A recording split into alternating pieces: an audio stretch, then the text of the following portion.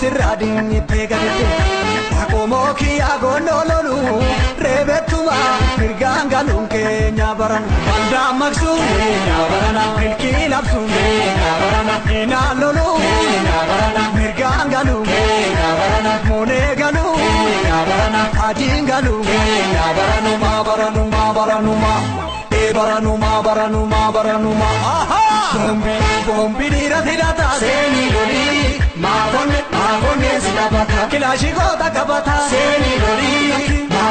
magone silabaka eborira darbata seni lori magone silabaka kachana gota kabata seni lori magone silabaka shukuti dira tirata seni lori magone silabaka shimala kero kabata seni lori magone silabaka kabaki bani timarsi seni lori